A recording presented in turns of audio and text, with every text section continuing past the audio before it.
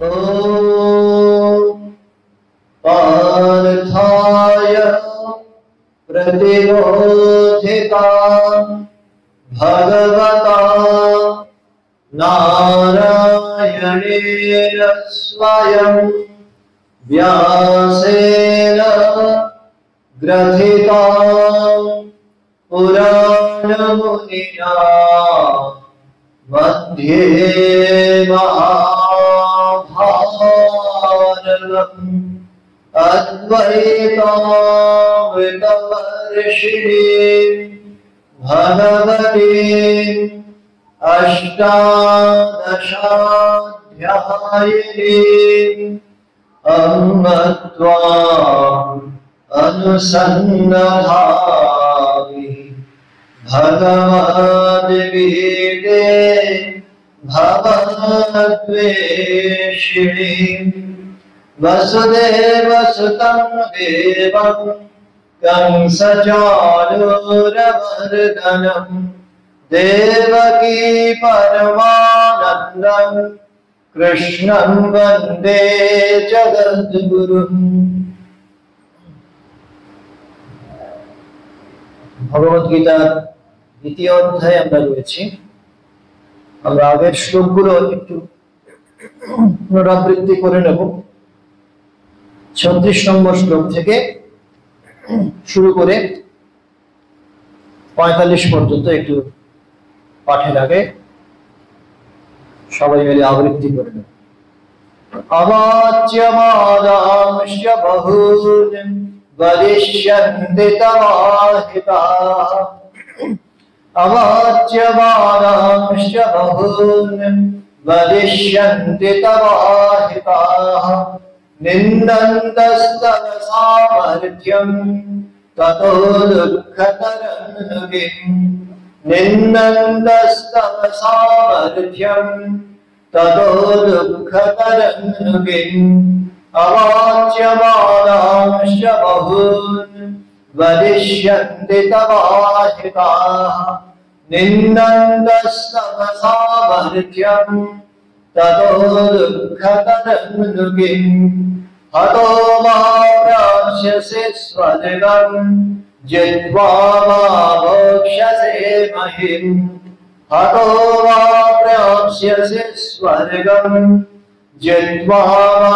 भोक्ष्यसे महीम् तस्मादुत्तिष्ठ कौन्तेय युद्धाय कृतनिश्चयः तस्मादुत्तिष्ठ कौन्तेय युद्धाय कृतनिश्चयः हतो वा प्राप्स्यसि स्वर्गं जित्वा वा भोक्ष्यसे महीम् तस्मादुत्तिष्ठ कौन्तेय युद्धाय कृतनिश्चयः सुखदुःखे समे कृत्वा लाभालाभो जयाजयौ सुखदुःखे समे कृत्वा लाभालाभो जयाजयौ ततो युद्धाय युज्यस्व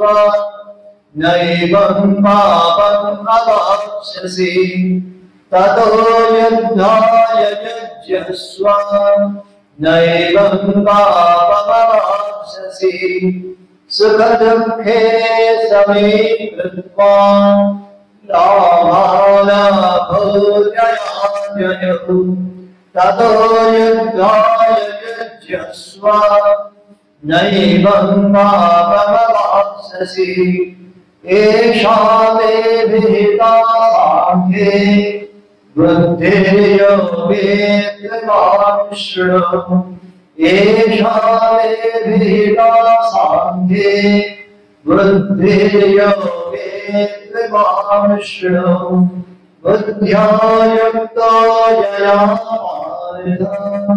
कर्मबन्धं प्रहास्यसि बुद्ध्या युक्तो यया कर्मबन्धं प्रहास्यसि एषा मे विहिता साङ्ख्ये बुद्धिर्योगेन्द्रियां शृणु बुद्ध्या युक्तो यया पार्थ कर्मबन्धं प्रहास्यसि नेहाभिक्रमनाशोऽसि प्रत्यवायो न विद्यते नेहाभिक्रमनाशोऽसि प्रत्यवायो न विद्यते स्वल्पमप्यस्य धर्मस्य त्रायते महतो भयात् स्वल्पमप्यस्य धर्मस्य त्रायते महतो भयात् देहाभिक्रमनाशोऽस्ति प्रत्यवायो न विद्यते स्वल्पमप्यस्य धर्मस्य त्रायते महतो भयात् व्यवसायात् विना बुद्धिः एकेह पुरुषन्नर व्यवसायात् विना बुद्धिः एकेह पुरुषन्नर बहुशाखायनन्तास्य बुद्धयो व्यवसायिनः बहुशाखायनन्तास्य बुद्धयो व्यवसायिनः व्यवसायात् विना बुद्धिः एकेह पुरुषन्नर बहुशाखायनन्तास्य बुद्धयो व्यवसायिनः यामिमां पुष्पितां वाचं प्रवदन्त्य विपश्चितः यामिमां पुष्पितां वाचं प्रवदन्त्य विपश्चितः वेदार्थं नान्यदस्तीति भातिनः वेदार्थं नान्यदस्तीति भातिनः यामिमां पुष्पितां वाचं प्रवदन्त्य विपश्चितः वेदार्थं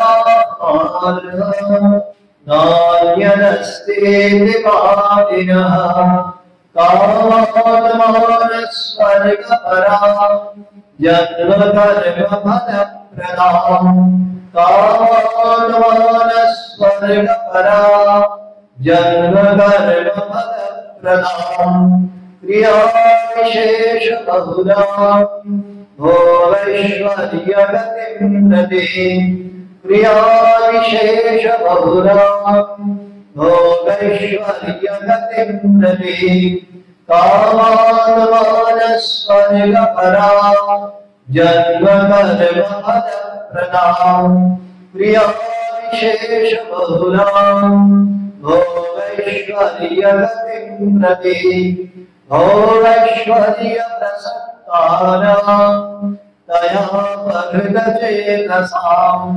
भोगैश्वर्यप्रसक्तानां तयापहृतचेतसाम् व्यवसायात् विना बुद्धिः समाधो न विधीयते व्यवसायात् विना बुद्धिः समाधो न विधीयते भोगैश्वर्यप्रसक्तानां तयापहृतचेतसाम् व्यवसायात् विना बुद्धिः समाधो न विधीयते त्रैगुण्यविषया वेदा निस्त्रैगुण्यो भवार्जुन त्रैगुण्यविषया वेदा निस्त्रैगुण्यो भवार्जुन निर्द्वन्द्वो नित्यसत्त्वस्थो निर्योगक्षेमवान्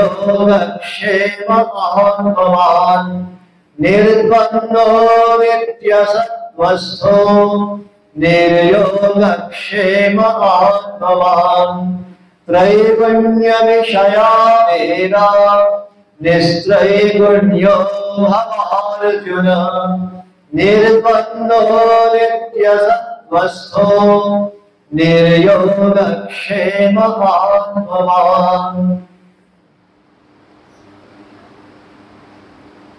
আমরা আগের দিন 41 নম্বর শ্লোক পর্যন্ত পাঠ করেছিলাম এবং সেখানে ভগবান নিষ্কাম কর্মযোগের তত্ত্ব কিভাবে প্রতিপাদন করেছেন প্রিয় সখা পার্থের সামনে সেটা আমরা দেখেছিলাম এবং ভগবানের এই আশ্বাসবাণীও শুনেছিলাম যে স্বল্পমপি অস্য ধর্মস্য ত্রায়তে মহতো ভয়াৎ। এই যে নিষ্কাম কর্মযোগ ফলাকাঙ্ক্ষা বর্জিত, ফলের দিকে তাকাবো না, আমার উপরে কাজ করার কথা, আমাকে ঈশ্বর এই বর্ণ এই আশ্রম অনুসারে এমন কর্তব্য নির্ধারণ করে দিয়েছেন। সুতরাং ফলের চিন্তা না করে সেই টেনশন আমাকে যদি গ্রাস না করে তাহলে আমি সুচারুভাবে ওই কর্তব্য কর্মের অনুষ্ঠান করতে পারবো। এবং এটা যদি স্বল্পম আপি আসছে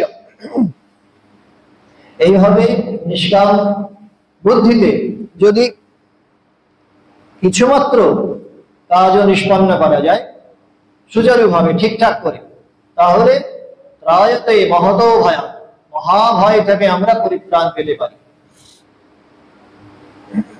এই কৃপণ কবিতায় আমরা রবীন্দ্রনাথের যদি একবার ফিরে যাই সেখানে দেখতে পাই কৃপণ তার ঝুলি থেকে মহারাজকে যখন সামনে দেখতে পাচ্ছে, রথে তিনি চলেছেন, তো রাজা তার কাছে কিছু চেয়েছেন, তো কৃপণ ভিখারি তার ঝুলি থেকে একটা কণা মাত্র রাজার দিকে তুলে দিয়েছে, রাজার হাতে তুলে দিয়েছে, অর্পণ করেছে।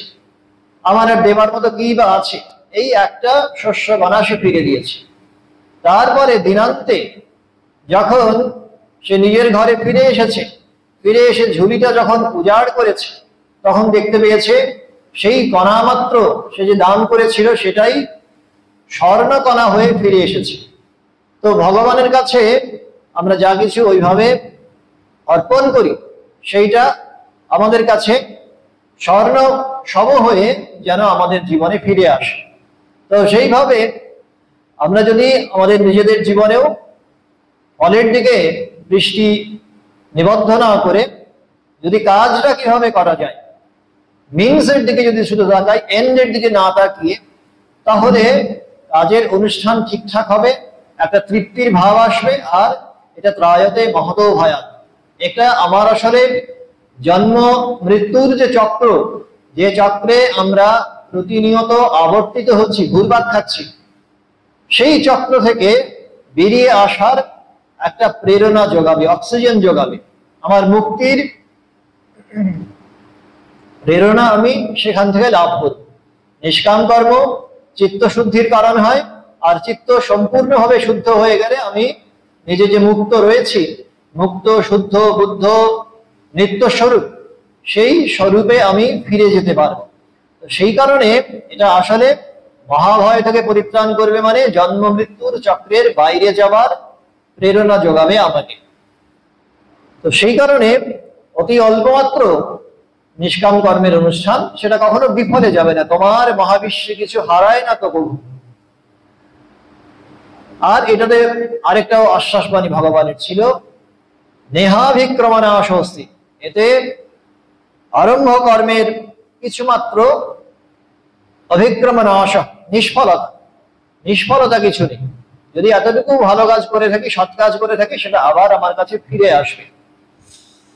আর প্রত্যবায়ন বিদ্যতে, যে আমরা যাগযজ্ঞের অনুষ্ঠান যখন করি তখন যদি কোথাও এতটুকু ত্রুটি হয় সেটা একেবারে মহাপ্রত্যবায়ের কারণ হয়।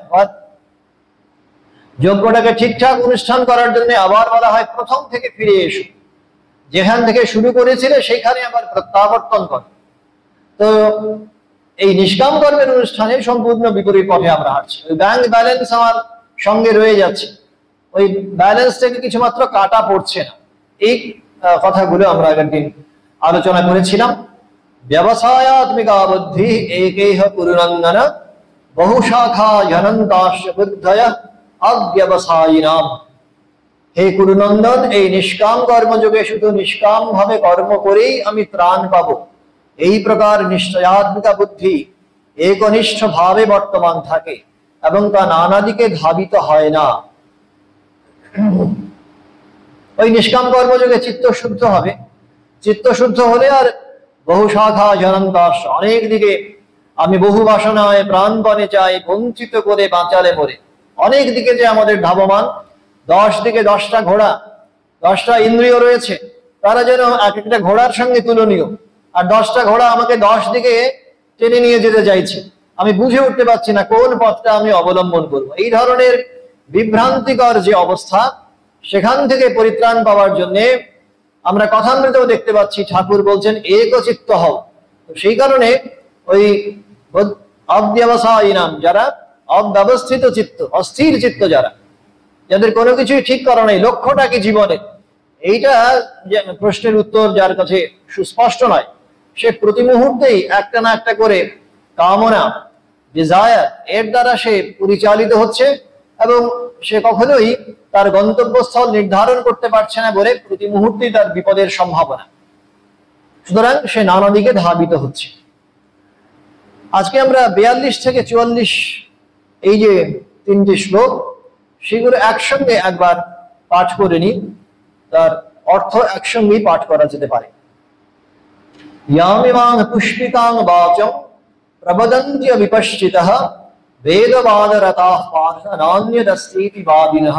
এখন এই নিষ্কাম কর্ম সবাই তো অনুষ্ঠান করতে পারছে না, প্রত্যেকে চাইলেই যে তার অধিকার আছে এমনটা নিশ্চয়ই নয়। তা উল্টো পথে যারা হাঁটছেন, সকাম কর্মের পথে যারা হাঁটছেন, তাদের ঠিক গতি প্রকৃতি কেমন, তারা কোন বিপদে পড়তে পারেন, এই কথাগুলো এই 3টে শ্লোকে আলোচনা করা হয়েছে। তো তাদের চরিত্র বৈশিষ্ট্য ভগবান বলছেন যে হে পার্থ, অবিপশ্চিত, অল্প বুদ্ধি, অবিবেকী, যারা ওই ভালো মন্দ বিচার করে উঠতে পারে না, নিত্য অনিত্য বস্তু বিবেক, এটা আজকে আছে কালকে নেই। ভগবান হচ্ছেন ত্রিকালাবাধিত, আর যা কিছু আমরা চোখের সামনে দেখতে পাচ্ছি এগুলো সবসময় পরিবর্তনশীল। এই বুদ্ধির জাগরণ যাদের হয়নি তারাই হচ্ছে অবিবেকী, তারাই হচ্ছে অবিপশ্চিত। বেদবাদরতাঃ, বেদোক্ত কাম্যকর্মের অর্থবাদাদি বিষয়ে আলোচনায় রত। বেদের আমরা জানি দুটো অংশ রয়েছে, কর্মকাণ্ড, জ্ঞানকাণ্ড।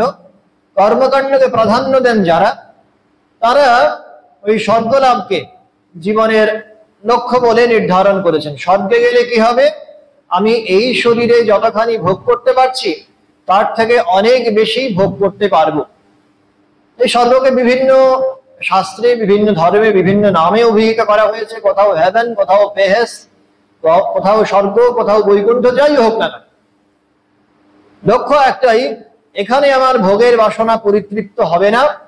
সুতরাং সেটা যদি চরিতার্থ করতে হয়, তাহলে শরীর যাবার পরে আমি এই স্বর্গ বা বৈকুণ্ঠ লোকে আমি পৌঁছতে পারবো এবং সেখানে গিয়ে দেবদেহ প্রাপ্ত হয়ে সেখানে আমার ভোগের বাসনা সম্পূর্ণভাবে পরিতৃপ্ত হতে পারবে।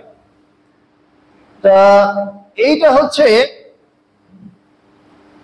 সাধারণভাবে কর্মকাণ্ড অবলম্বন যারা করেন, কর্মকাণ্ডের প্রাধান্য যারা দেন, তাদের দর্শনটা হচ্ছে এইরকম। তো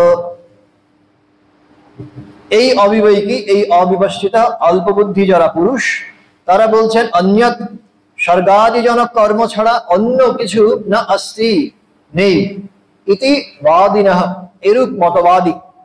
এদের বক্তব্যটাই হচ্ছে এরকম যে স্বর্গ ছাড়া আর কিছু হায়ার কিছু অ্যাচিভ করার প্রশ্নই নেই। এখানে এই জীবনেও ভোগ করব, ওই জীবনে গিয়েও যাতে ভোগ করতে পারি। সেই কারণেই ভগবানের আরাধনা বলা হোক, যাগযজ্ঞের অনুষ্ঠান করা হোক, বা ব্রত উপবাস পুরস্কারাদি হোক, সবকিছুরই লক্ষ্য হচ্ছে যে আমার যাতে ভোগ বাসনা পরিতৃপ্ত হয়। তো এইটা হচ্ছে অল্প দৃষ্টির লক্ষণ।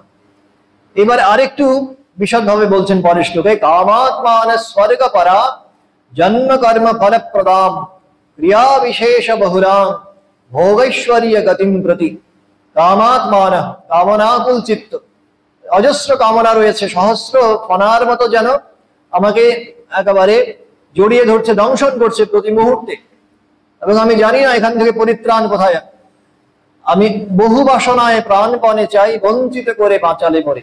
রজনীকান্তের গানেও রয়েছে, লক্ষ শূন্য লক্ষ বাসনা ছুটিছে গভীর আধারে। আমাদের মধ্যে সাবকনশিয়াস মাইন্ড রয়েছে, বলা হয় তিনটে স্তরে আমাদের মন ক্রিয়াশীল হয়।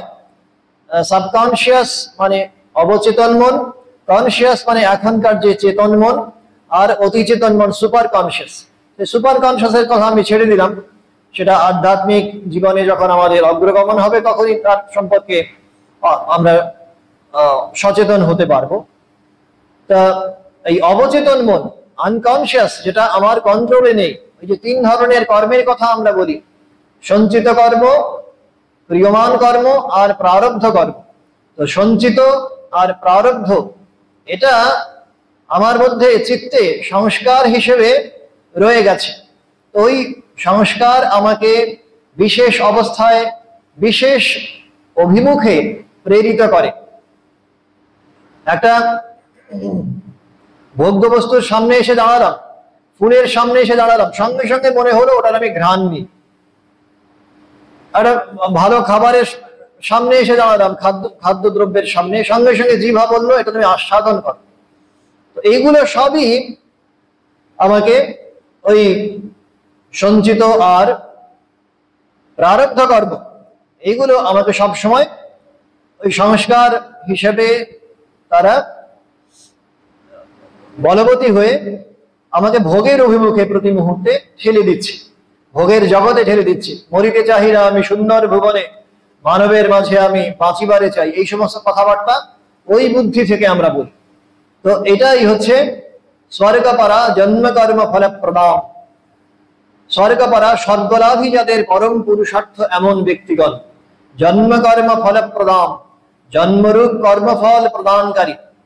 এই ভোগবাসনা যদি স্বর্গে গিয়ে পরিতৃপ্ত না হয়, তাহলে আবার আমি জন্মগ্রহণ করতে পারবো, আবার আসবো এই পৃথিবীতে নেমে, সেখানে এসে আবার আমি ওই ভোগের জাল বিস্তার করব। এইটা হচ্ছে এই দর্শনের বক্তব্য, প্রতিপাদ্য। ক্রিয়া বিশেষ বহুরাং, বিবিধ ক্রিয়াকলাপের প্রশংসা সূচক। ওই ক্রিয়াকলাপ মানে হচ্ছে কর্মকাণ্ড, যাগ যজ্ঞ ইত্যাদি অনুষ্ঠান, সকাম কর্মের অনুষ্ঠান। ক্রিয়া বিশেষ বহুরাং ভোগৈশ্বর্য, ভোগ ঐশ্বর্য লাভের উপায়ভূত। ভোগৈশ্বর্য গতিম প্রতি, ভোগৈশ্বর্য লাভের উপায়ভূত। ক্রিয়া বিশেষ বহুলাং, বিবিধ ক্রিয়াকলাপের প্রশংসা সূচক। তারপরে আবার বলা হচ্ছে ভোগৈশ্বর্য প্রসক্তানাং দয়াপহৃত চেতসাম ব্যবসায়াত্মিকা বুদ্ধি সমাধৌ ন বিধীয়তে। এই সমস্ত ইমাং পুষ্পিতাং বাচম, এই সমস্ত আপাত মনোহর বাক্যবন্ধ এরা প্রবদন্তি বলে, দয়া সেই মনোহর বাক্যের দ্বারা অপহৃত চেতসাম, বিমুগ্ধ চিত্ত, ভোগৈশ্বর্য প্রসক্তানা, ভোগৈশ্বর্যে আসক্ত ব্যক্তিদের ব্যবসায়াত্মিকা। ব্যবসায় মানে এখানে বিজনেস নয়, ব্যবসায়াত্মিকা বুদ্ধি মানে হচ্ছে নিশ্চয়াত্মিকা বুদ্ধি, যে বুদ্ধি ঠিক করে ঠাউরে বলতে পারে এই হচ্ছে ধ্রুবপদ, এটাই হচ্ছে জীবনের লক্ষ্য, এইখানে গিয়ে আমি পৌঁছতে চাই, এটা হচ্ছে নিত্য, এটা হচ্ছে অনিত্য, এইটা যে নির্ণয় করতে পারে সেটা হচ্ছে ব্যবসায়াত্মিকা বুদ্ধি। সমাধৌ, চিত্ত একাগ্রতায় বা পরমেশ্বরের অভিমুখতায় না বিধীয়তে, স্থির হয় না। তো এই কর্মকাণ্ডে বিশ্বাসী যারা, অল্প বুদ্ধি অবিবেকী যারা পুরুষ, তাদের কথা এই তিনটে শ্লোকে বলা হলো। হে পার্থ, অল্প বুদ্ধি অবিবেকী ব্যক্তিগণ বেদোক্ত কর্মকাণ্ডের অর্থবাদাদি আলোচনায় মুখর। তারা বিশ্বাস করেন যে স্বর্গাদির জনক কর্ম ছাড়া অন্য কোনো ধর্মই নেই। এই কাজ করলে, ভালো কাজ করলে স্বর্গ প্রাপ্ত হবে, কিন্তু কাজ নিষ্কাম কর্ম যে আমাদের স্বর্গ নরক দুয়ের পারে নিয়ে যেতে পারে, এই কথা এরা কখনো বলেন না। পারে নিয়ে যাওয়ার প্রয়োজন আছে, এর বিশ্বাসও এদের নেই। তো সেই কারণে সৎ কাজ করবো কেন, না করলে আমি স্বর্গ লাভ করব, মোটিভটাই তো শেষমেশ আমাদের লক্ষ্য স্থিরীকৃত করে। তো লক্ষ্যটা হচ্ছে এখানে এই স্বর্গলাভ, অর্থাৎ সকাম কর্মই একমাত্র অনুষ্ঠেয় ধর্ম। যাদের চিত্ত কামনা কলুষিত, তাদের মতে স্বর্গই একমাত্র পুরুষার্থ। তারা ভোগৈশ্বর্য লাভের উপায়ভূত বিবিধ কর্মাদির প্রশংসা সূচক আপাদ শ্রুতিমধুর বেদবাক্য বলে থাকেন। যাদের চিত্ত এসব শ্রবণ মধুর বাক্যে বিমুগ্ধ এবং ভোগ ঐশ্বর্যে আসক্ত, তাদের অন্তরে শাস্ত্রানুগামিনী নিশ্চয়াত্মিকা বুদ্ধি কখনো উদিত হয় না, অর্থাৎ তারা কখনো ঈশ্বরে একনিষ্ঠ হন না। ওই একদল পণ্ডিতের কথা তো আমরা জানি, যারা অন্যের যুক্তি খুব কচকচ করে কেটে নেন আর খুব সুন্দরভাবে তারা উপস্থাপন করতে পারেন নিজের বক্তব্য। এটা এক্স এর সঙ্গে ওয়াই যোগ করলে জেড হবে, জেড এর সঙ্গে ডাব্লিউ যোগ করলে ভি হবে, ইত্যাদি ইত্যাদি অনেক যুক্তি তারা উপস্থাপন করবেন এবং সবার সামনে এমন ভাবে প্রেজেন্ট করবেন যাতে যারা শ্রোতার আসনে বসে আছেন বা যারা পাঠকের আসনে বসে আছেন, তারা পাঠ করে বা শ্রবণ করে তারা বিশ্বাস করবেন যে ইনি যা বলছেন নিশ্চিতভাবে এগুলো যুক্তিযুক্ত, এই পথেই চলা উচিত। সুতরাং স্বর্গলাভই মানুষ জীবনের উদ্দেশ্য। কোথায় ঈশ্বর আছেন, তার সঙ্গে কি করে মিলন হবে, আবার নিষ্কাম কর্মের পথ ধরে যেতে হবে, এত পরিশ্রম করতে হবে, এত হাঙ্গামার প্রয়োজন নেই। সুতরাং এই যজ্ঞ করলে সঙ্গে সঙ্গে ইমিডিয়েট রেজাল্ট, সুতরাং এই পথ ধরেই আমার এগিয়ে যাওয়া উচিত। এইভাবে তারা যুক্তির জাল বোনেন এবং যারা তাদের ফলোয়ার, যাদের ভাবনা এইরকম সকাম বুদ্ধির দ্বারা পরিচালিত হচ্ছে, তারাও এই তাদের যুক্তিকে খুব মান্যতা দেন। সেই কারণে ওই শাস্ত্র পাঠ, শাস্ত্র অধ্যয়ন এবং শাস্ত্রে পারঙ্গমতা, এইগুলোকে ভগবান শ্রীরামকৃষ্ণ এই যুগে কেন এতটা বর্জন করলেন, ছেড়ে দিলেন, আর ওই তার ভেতর থেকে, অন্তর থেকে তিনি যে পাঠ গ্রহণ করছেন সেইটাকে কেন প্রাধান্য দিচ্ছেন, আমরা হিন্দু ধর্ম শ্রীরামকৃষ্ণ প্রবন্ধেও দেখতে পাই, স্বামীজির মুখেও শুনতে পাই। এই যুগে শ্রীরামকৃষ্ণ বহিঃশাস্ত্রকে সম্পূর্ণভাবে উপেক্ষা করেছেন, কারণ বাইরের শাস্ত্র পাঠ করলে সেটা বায়াস হয়ে যায়। অমুক বলেছেন, অমুক এইরকম মত দিয়েছেন, সুতরাং আমাকেও অন্ধভাবে তার অনুসরণ করতে হবে। আমি যে ইন্ডিপেন্ডেন্ট, আমি যে আমার মতো করে চিন্তা করতে পারি, আমি যে স্বাধীন সত্তা, স্বাধীন চিন্তার আমার শক্তি আছে, এই মৌলিক কথাটাই আমি ভুলে যাই। সেই কারণে স্বামীজিও বলছেন শ্রীরামকৃষ্ণের একজন যিনি সন্তান, তিনি হবেন আইদার অরিজিনাল অর নাথিং, হয় তিনি সম্পূর্ণভাবে মৌলিক হবেন, নয়তো কিছুই নয়। তো যাই হোক, এখানেও শাস্ত্র গ্রন্থের উপর আমার একেবারে অবিমিশ্রা নির্ভরতা থাকবে, এটা কিন্তু গীতাও চাইছেন না, ভগবান চাইছেন না। এই তিনটে শ্লোক থেকে খুব পরিষ্কার। শাস্ত্র পাঠ করে কি হয়, কথামৃতে ঠাকুর বলছেন যে শাস্ত্র পাঠ করে জানা যায় কিভাবে ঈশ্বর লাভ হতে পারে, কোন মার্গ অবলম্বন করলে তার সঙ্গে আমার যোগাযোগ হতে পারে, এটা আমরা জানতে পারি। কিন্তু সাবধান থাকতে হবে, পাঁজিটাই সর্বস্ব, শাস্ত্র গ্রন্থই সর্বস্ব এমন কিন্তু নয়। পাঁজি নিংড়ালে এক ফোঁটা জলও পড়ে না। পাঁজিতে বিষালা জলের কথা আছে, পাঁজি নিংড়ালে যদি কেউভাবে জল পেয়ে যাবে, ভুল করছে। পাঁজিটা তো জল নয়, পাঁজিতে জলের কথা আছে। সেই কারণে এই শ্লোকগুলোতে এত পরিষ্কার করে বলা হলো বেদ কিন্তু ভগবান নয়। বেদে নিশ্চিতভাবে বেদ অপৌরুষেয়, বেদকে আমরা শ্রদ্ধা করব, বেদের প্রতি নিশ্চয়ই আমাদের অনুরাগ থাকবে, ভক্তি থাকবে, কিন্তু ওইখান থেকে ভগবান লাভের নির্দেশনা, কিভাবে তার কাছে যাওয়া যাবে তার খবরটুকু পাওয়া যাবে। কিন্তু ওই কুটুম্ব বাড়িতে থেকে তত্ত্ব এসেছে, এখন তত্ত্ব কি কি পাঠিয়েছেন তার লিস্ট একটা করে ফর্দ করে পাঠিয়েছেন, চিঠি করে পাঠিয়েছেন। এখন চিঠিটার গুরুত্ব, সেই ফর্দের গুরুত্ব ততক্ষণ পর্যন্তই যতক্ষণ পর্যন্ত সেই তত্ত্ব আমার হাতে এসে পৌঁছচ্ছে। যখন তত্ত্ব হাতে এসে পৌঁছে গেল, তখন ওই চিঠিটা সেকেন্ডারি হয়ে গেল। কথামৃতে ঠাকুরও ওই রকমই বলছে। তা সেই কারণে শাস্ত্র গ্রন্থের প্রতি আমাদের নিশ্চয়ই শ্রদ্ধা থাকবে, অনুরাগ থাকবে, কিন্তু এইগুলোই একমাত্র নির্দেশ হবে ধর্মজীবন সম্পর্কে। এটাই হচ্ছে একমাত্র নির্ণায়ক। এই ধরনের মতুয়ার বুদ্ধি যেন আমরা না করি। সেই কারণে এই বেদগ্রন্থই যদি আমরা পাঠ করি ওইভাবে নির্বিচারে, তাহলে কোনটা আমার জীবনের পক্ষে প্রাসঙ্গিক, কোনটা অধ্যাত্ম জীবনের পক্ষে প্রাসঙ্গিক আর কোনটা নয়, এটা আমরা নির্ণয় করে হয়তো উঠতে পারবো না, বিভ্রান্তিকর অবস্থা তৈরি হবে। এবং তখন ওই ব্যবসায়াত্মিকা বুদ্ধি সমাধৌন বিধীয়তে, ওই ধরনের নিশ্চয়াত্মিকা বুদ্ধি তখন আর জাগবে না। তখন কর্মকাণ্ডের উপর আমার গুরুত্ব চলে আসতে পারে। কর্মকাণ্ড কিনা যেটা বলছে এই জীবনের লক্ষ্য হচ্ছে স্বর্গলাভ, জীবনের লক্ষ্য হচ্ছে ভোগ ঐশ্বর্য লাভ করা। সুতরাং এগুলোর দিকে যখনই আমি ধাবিত হব 10টা ইন্দ্রিয় নিয়ে, তখন আর আমার পক্ষে মনটাকে সমাহিত করা, ওই ডুব দে এমন কালি বলে ওই ডুব দেওয়াটা তখন সম্ভব হবে। তা এটা নিশ্চিতভাবে একটা টিপিক্যাল বেন্ট অফ মাইন্ড, একটা বিশেষ দর্শনের কথা এখানে উপস্থাপন করা হচ্ছে। এবং তাদের পক্ষে কর্মকাণ্ড নিশ্চয়ই প্রাসঙ্গিক। যতক্ষণ পর্যন্ত না ওই দুই পাখির মিলন হচ্ছে, যতক্ষণ পর্যন্ত মুন্ডকোপনিষদে কথিত যে গল্পটি, ওপরের পাখি নিজে একেবারে আত্মসুখে মগ্ন হয়ে আছে, আর নিচের পাখি ক্রমাগত একবার মিষ্ট ফল খাচ্ছে আর একবার তেতো ফল খাচ্ছে, খেয়ে খেয়ে একসময় এমন তেতো ফল হলো, এমন তিক্ততার অনুভূতি তার হলো যে আর কখনো সে ফল খাওয়ার জন্য প্রলুব্ধ হলো না। তখন সে চোঁচা দৌড়, ওই হোমা পাখির মতো।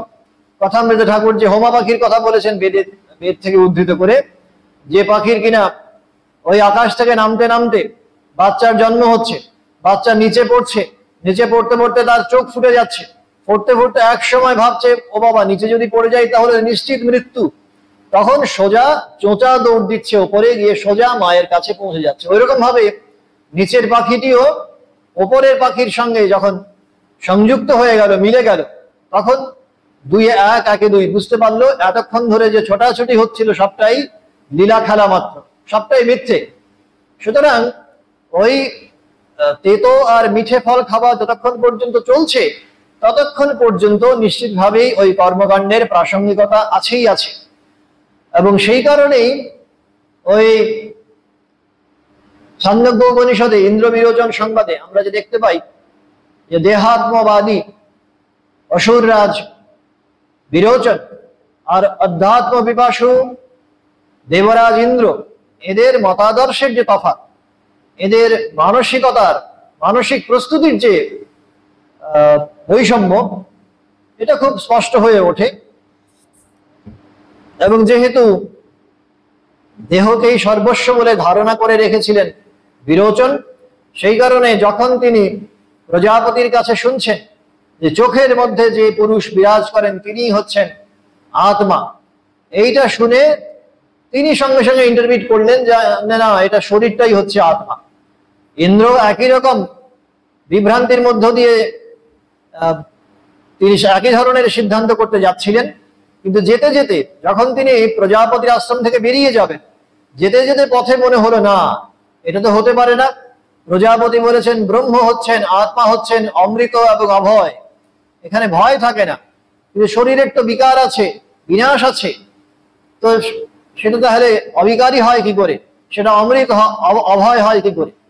এইটা ভেবে তারপরে তিনি আবার চলে আসছেন প্রজাপতির কাছে। এসে আবার তিনি তার সন্দেহ অকপটে ব্যক্ত করছেন, এবং ব্যক্ত করায় কি পরিণতি হয়েছিল আমরা জানি। তারপরে পরে ক্রমান্বয়ে 105 বছর যখন তিনি প্রজাপতির আশ্রমে অবস্থান করেছেন, প্রজাপতি ব্রহ্মা খুব খুশি হয়েছিলেন যে একজন ছাত্র এসে যখন অকপটে তার দুর্বলতার কথা, তার সন্দেহের কথা তার গুরুর কাছে উপস্থাপন করে, গুরু খুব তৃপ্ত হন। কেননা আমরা গীতাতেই শুনে থাকি তদ্বিদ্ধি প্রণিপাতেন পরিপ্রশ্নেন সেবয়া, ওই পরিপ্রশ্ন ঈশ্বর আভিমুখী ঈশ্বর সম্বন্ধীয় প্রশ্ন শুনতে পেলে গুরু খুব খুশি হন।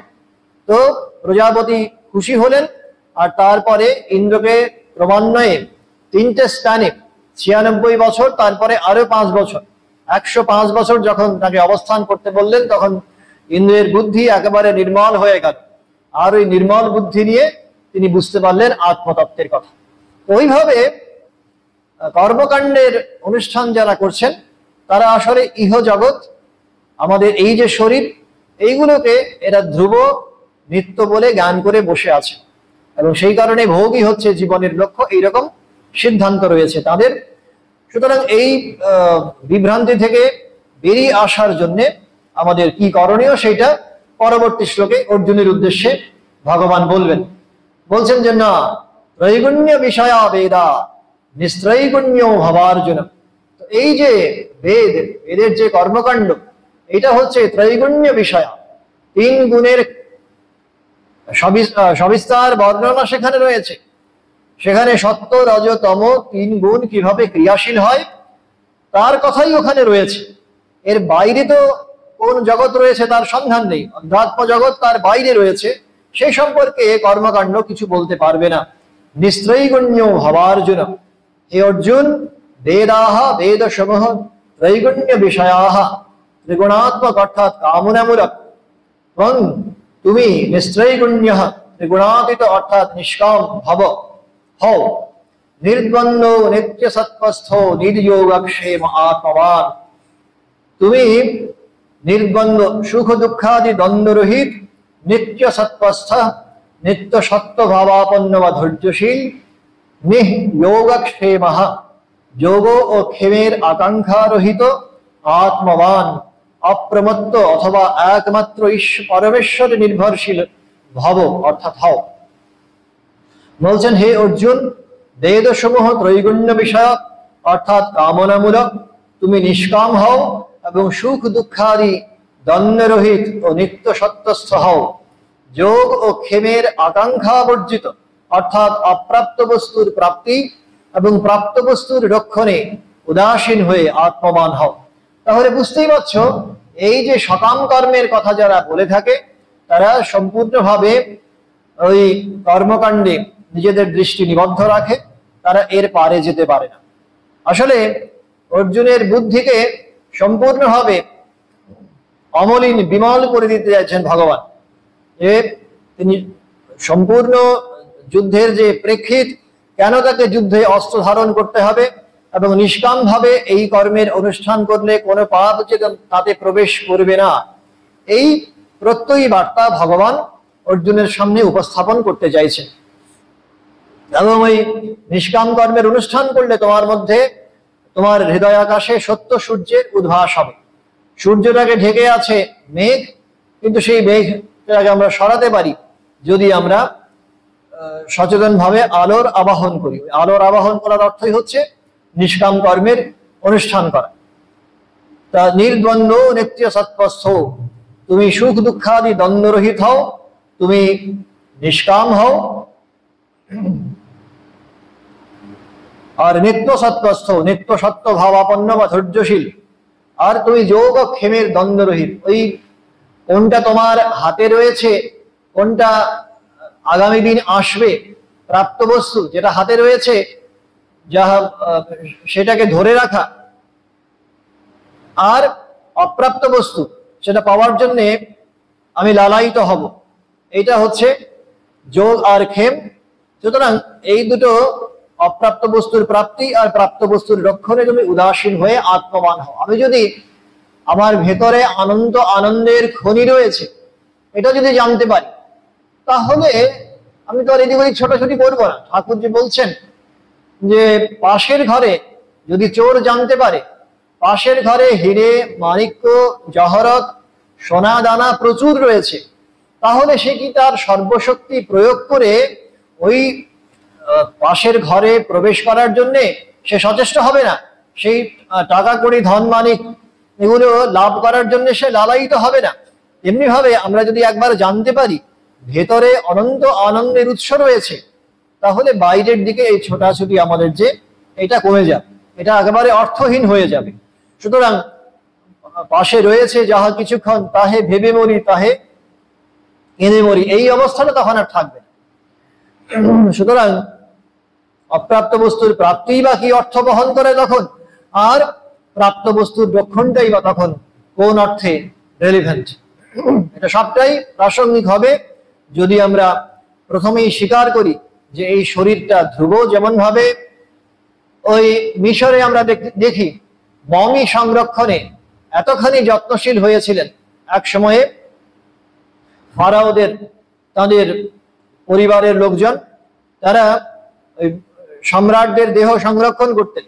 কেন না, দেহের একটা ডাবল আছে, এই শরীরটা চলে গেলেও তার যে দ্বিতীয় শরীর সেইটা যাতে পরলোকে গিয়ে এনজয় করতে পারে, ভোগ করতে পারে, তার জন্য এই শরীরটাকে সর্বপ্রযত্নে রক্ষণাবেক্ষণ করতে হবে। সেই কারণে বিশাল বিশাল স্তূপীকৃত এই যে পিরামিডগুলো, তার মধ্যে এই মমিগুলোকে সংরক্ষণ করা হচ্ছে। এইটা হচ্ছে তার পেছনে নেপথ্যের কারণ। তো সেইটা যদি আমরা অস্বীকার করি, দেহটাকে নশ্বর বলে যদি আমরা জ্ঞান করি, তাহলে এর রক্ষণাবেক্ষণ, প্রাপ্ত বস্তুর রক্ষণাবেক্ষণ আর অপ্রাপ্ত ধনের পেছনে ক্রমাগত যে ছুটে চলা, এগুলো সবগুলোই আমাদের কাছে নিরর্থক হয়ে দাঁড়াবে। তো এখন মনে হতে পারে যে এই নিষ্কাম কর্মের অনুষ্ঠানে তাহলে আমরা কি আর আনন্দ পাবো? জাগতিক যে আনন্দ, এটা কোন জায়গায় গিয়ে পৌঁছবে? এটাও ভগবান এই গীতামুখেই বলবেন, যোগক্ষেমম বহাম্যহম। যিনি তার ঐকান্তিক অনুরাগী, ভগবানের যে একনিষ্ঠ ভক্ত, তার যোগ আর ক্ষেম, প্রাপ্ত বস্তুর রক্ষণ, অপ্রাপ্ত বস্তুর যে ধারণ, এইটা ব্যবস্থা ভগবান নিজেই করবেন ভক্তের জন্য। এইটা গীতামুখী সেই প্রতিশ্রুতিও ভগবান দিয়েছেন। এই শ্লোকে, পরের শ্লোকে বলছেন, यावान अर्थ उदपाने सर्वतः संप्लुतोदके, यावान अर्थ उदपाने सर्वतः संप्लुतोदके, तावान सर्वेषु वेदेषु ब्राह्मणस्य विजानतः, तावान सर्वेषु वेदेषु ब्राह्मणस्य विजानतः, यावानर्थ उदपाने सर्वतः संप्लुतोदके, तावान सर्वेषु वेदेषु ब्राह्मणस्य विजानतः। বলছেন যখন বড় একটা বন্যা হয়, ফ্লাড যখন হয়, তখন ছোট ছোট যে জলাশয় সেগুলো সব ভরে যায়। বড় বড় জলাশয়, নদী, খাল, বিল, এগুলো তো ভরে যাবেই। তার সঙ্গে সঙ্গে ছোট ছোট কুয়ো যেগুলো রয়েছে, গোষ্পাদ রয়েছে, সেগুলো তো ভরে যাবে। তেমনি ভাবে মানুষ যখন বড় আনন্দের অধিকারী হয়, ঈশ্বরকে যখন জানতে পারে, যখন আমি কে এই প্রশ্নের উত্তর পায়, আত্মানন্দের অধিকারী যখন হয়, তখন সে একেবারে আনন্দে ভরপুর হয়ে যায়, টইটুম্বুর হয়ে যায়। তখন এই ছোটখাটো জাগতিক কোনো কামনা বাসনাই আর তার কাছে আসলে প্রাসঙ্গিক হয় না। ওই যে ইন্দ্র বিরোচন, দেবতা অসুরেরা, তারা শুনেছিলেন, দেবরা প্রজাপতি ব্রহ্মা বলেছেন যে আত্মাকে জানতে পারলে সমস্ত কামনা বাসনা পূরণ হয়ে যায় সকলের। তো এটা ভেবে অসুরেরা ধারণা করেছিলেন কামনা বাসনা পূরণ হওয়ার অর্থ ওই জাগতিক যে কামনা বাসনা, জাগতিক অর্থে আমরা যে আরো বেশি করে ভোগ করতে চাই, আরো বেশি ভোগ্য বস্তু আহরণ করতে চাই, এই যে ডিজায়ার গুলো, এগুলো সব পূরণ হবে। কিন্তু আসলে তো ভগবান সেটা বলতে চাননি, প্রজাপতি ব্রহ্মা সেটা বলতে চাননি। বলতে চেয়েছিলেন যে যখন মানুষের আত্মজ্ঞান হয়, যখন মানুষ আমিকে এই প্রশ্নের যথাযথ উত্তর পায়, তখন সে আর কোনো কামনা বাসনার দ্বারাই প্রভাবিত হয় না, সেগুলো সব তার কাছে নিরর্থক হয়ে যায়। কারণ সে ইয়ং লব্ধ্বা চাপরং লাভম মন্যতে নাধিকং ততঃ যস্মিন স্থিতো ন দুঃখে ন গুরুণাপি বিচাল্যতে, ইয়ং লব্ধ্বা চাপরং লাভং মন্যতে নাধিকং ততঃ, যেটা লাভ হলে তার চেয়ে বেশি আর কিছু প্রাপ্তব্য আছে, এইটা মানুষ কখনো ভাবতেই পারে না। আমি তো পরমানন্দ পেয়ে গেছি, পরমানন্দ প্রাপ্তির পরে আর ছোটখাটো আনন্দের দিকে, চিচে গোড়ের পানা, এগুলোর দিকে কেউ আর তখন ধাবিত হয় না। তো এইটা এখানে বলছেন, তাবান সর্বেষু বেদেষু ব্রাহ্মণস্য বিজানতঃ। এখানে ব্রাহ্মণ বলতে ব্রহ্মনিষ্ঠ পুরুষ, ব্রহ্মজ্ঞ পুরুষ। বলছেন বাপি, কূপ, তড়গাদি, ছোট ছোট জলাশয়ে, ছোট ছোট জলাশয়ে যে সকল প্রয়োজন সিদ্ধ হয়, জলপ্লাবিত বিস্তীর্ণ জলাশয়েও সেই সমস্ত প্রয়োজনই সিদ্ধ হয়ে থাকে, তার বাইরেও অন্য প্রয়োজনও সিদ্ধ হয়। তেমনি বেদোক্ত কাম্য কর্মাদিতে যেসব ফলপ্রাপ্তি হয়, ব্রহ্মনিষ্ঠ ব্রাহ্মণেরও সেই সবই লাভ হয়, বরং তৎ অতিরিক্ত ফল লাভ হয়ে থাকে। আমরা তৈত্তিরীয় উপনিষদেও শুনে থাকি ব্রহ্মানন্দ বল্লীতে, যে মানুষের যতখানি আনন্দ তার থেকে 100 গুণ আনন্দ লাভ হয় কার? 100 গুণ আনন্দ লাভ হয় গন্ধর্বদের। এবং সঙ্গে সঙ্গে আবার বলছেন শ্রোত্রিয়স্য চ অকামহতস্য, গন্ধর্বদের যেমন হয় তেমনি তার সঙ্গে সঙ্গে শ্রোত্রিয়, শ্রুতিনিষ্ঠ, বেদনিষ্ঠ যারা, জ্ঞাননিষ্ঠ যারা, এবং অকামহতস্য, যাদের মধ্যে কামনা বাসনার সম্পূর্ণভাবে বিলোপ সাধন হয়েছে, কামনা বাসনার দ্বারা কিছুমাত্র প্রভাবিত আর যারা হন না, নিষ্কাম ভাবে যারা জীবনযাপন করে, শ্রোত্রিয়স্য চ অকামহতস্য। তারপরে আবার বলছেন না, গন্ধর্বরা যতখানি আনন্দ লাভ করেন, দেবতারা তার থেকে বেশি শতগুণ আনন্দ লাভ করেন। শুধু তাই নয়, শ্রোত্রিয়স্য চ অকামহতস্য, শ্রোত্রিয় এবং অকামহত যারা, তারাও একইভাবে ওই শতগুণ আনন্দ লাভ করে। এইরকম ভাবে ক্রমান্বয়ে বর্ণনা করতে করতে বলা হচ্ছে এই শ্রোত্রিয় আর অকামহত যারা, তারা এই আমরা যে বলে থাকি সপ্তলোক, ভূর্ভুবস্বঃ মহাজন সত্য তপ, এই সপ্তলোক যে রয়েছে, এই সপ্তলোকের সমস্ত আনন্দেরই অধিকার আসলে শ্রোত্রিয় আর অকামহত পুরুষ যারা, যারা কখনোই কামনা বাসনার দ্বারা প্রভাবিত হন না, তাদের কিন্তু সবটাই লাভ হয়ে থাকে। এগুলোর মধ্য দিয়ে ভগবান বলতে চাইছেন যে আসলে বেদ পাঠ করা ভালো, শাস্ত্র পাঠ করা ভালো, কিন্তু এগুলোকেই ধ্রুব জীবনের নির্ণায়ক বলে বিশ্বাস করা উচিত নয়। এগুলো যেমন যেমন ভাবে নির্দেশনা দিচ্ছেন, এগুলো আমরা সবই শুনবো, আমার জন্য কোনটা প্রাসঙ্গিক সেই বিচার যেন আমরা করতে পারি। কেননা বেদের জ্ঞান কাণ্ডকে যিনি অবলম্বন করবেন, যিনি নিষ্কাম কর্মের অনুষ্ঠান করবেন, তিনি কিন্তু এই কর্মকাণ্ডী যে সমস্ত আনন্দ পেয়ে থাকেন সেগুলো তো লাভ করবেনই, তার থেকে বেশি আরো 1000 গুণে আনন্দের অধিকার লাভ করবেন। কারণ সেই অবস্থায় পৌঁছানোর পর, ঈশ্বর লাভ করার পর তিনি সর্বত্রই সৎ চিৎ আর আনন্দকেই দেখতে পাচ্ছেন। সৎ চিৎ আনন্দ লাভ হয়ে গেলে রসৌ বৈ সহ, সর্বত্রই রস দর্শন হচ্ছে, সেই আনন্দের সঙ্গে নিত্য সংযোগ, তখন আর কোথাও দুঃখের বিন্দুমাত্র অনুভব তার চিত্ত দর্পণে হবে না। চিত্ত দর্পণে সমস্ত মালিন্য তখন চলে গেছে, তখন সর্বত্রই সেই আনন্দেরই আস্বাদন। এবং সেই কারণে তাবান সর্বেষু বেদেষু ব্রাহ্মণস্য বিজানতঃ, যা কিছু ছোটখাটো প্রয়োজন সবকিছুই তখন সেকেন্ডারি মনে হবে, সেকেন্ডারি ডিটেইলস। স্বামীজিও বলছিলেন এই যে আমরা টেম্পলস এন্ড চার্চেস, এগুলো যে উপর এত গুরুত্ব আরোপ করি, সেগুলো নিশ্চয়ই ভগবানের কাছে যাওয়ার জন্য আমাদের প্রেরণা লাভের কারণ হয়, কিন্তু ঠিকানা বলে দেয়। তো সেই কারণে চার্চে জন্মগ্রহণ করা ভালো, কিন্তু সারা জীবন ওইখানেই থেকে যাওয়া, ওই গণ্ডির মধ্যে সীমাবদ্ধ থেকে যাওয়া, শাস্ত্র গ্রন্থের গণ্ডির মধ্যে সীমাবদ্ধ থেকে যাওয়া, সেটা কিন্তু কখনোই কাঙ্ক্ষিত নয়। ওম শান্তি শান্তি শান্তি, হরি ওম তৎসৎ। শ্রী রামকৃষ্ণার্পণমস্তু।